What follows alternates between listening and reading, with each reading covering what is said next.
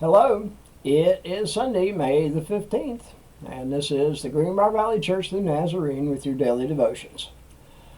Starting with the $500,000 Mobilization Prayer Journal, we're going to read from Acts chapter 2, verse 42. They devoted themselves to the apostles' teaching and to fellowship, to the breaking of bread and to prayer. The insights today are from Larry McCain, a district superintendent in Chicago Central.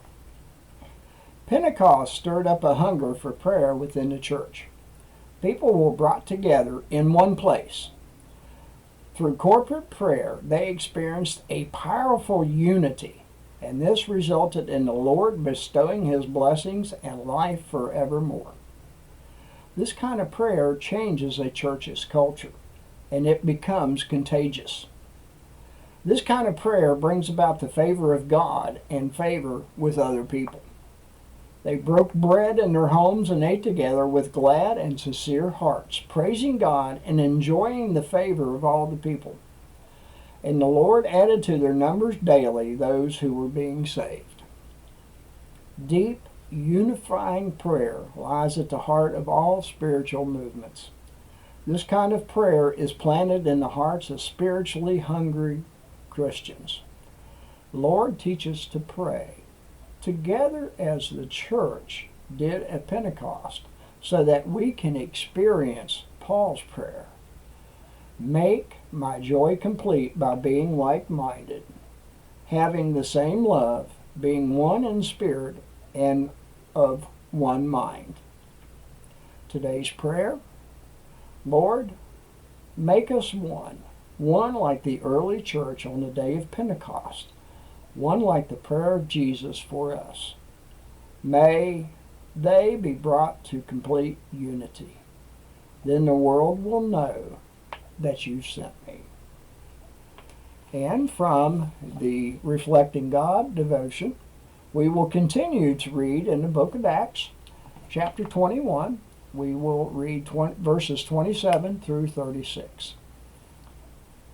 When the 7 days were nearly over, some Jews from the province of Asia saw Paul at the temple. They stirred up the whole crowd and seized him, shouting, "Fellow Israelites, help us. This is the man who teaches everyone everywhere against our people and our law in this place. And besides, he has brought Greeks into the temple and defiled this holy place." They had previously seen Trophimus the Ephesian in the city with Paul and assumed that Paul had brought him into the temple.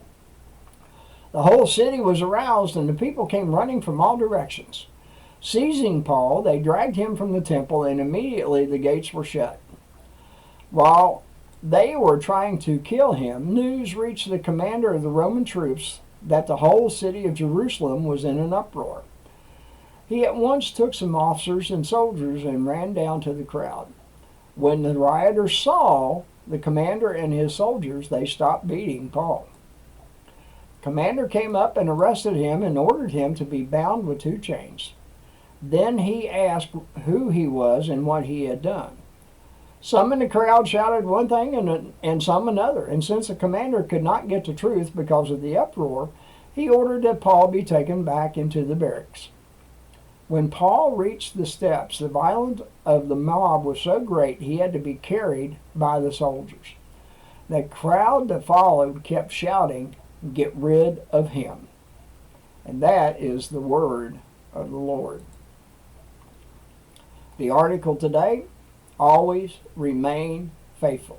And this is by Danny Goddard. I used to think that everyone loved a pastor until I became one. Thank God for the supporters. They are, however, those of other persuasions in many congregations.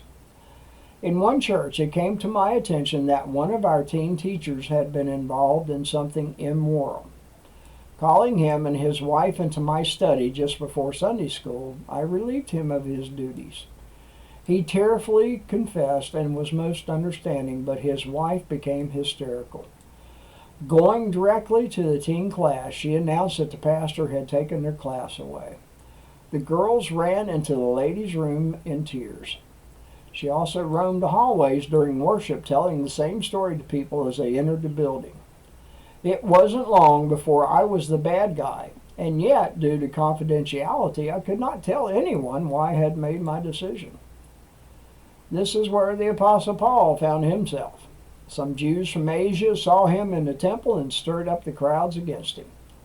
Paul had done no wrong, and yet he was arrested, beaten, and thrown into barracks.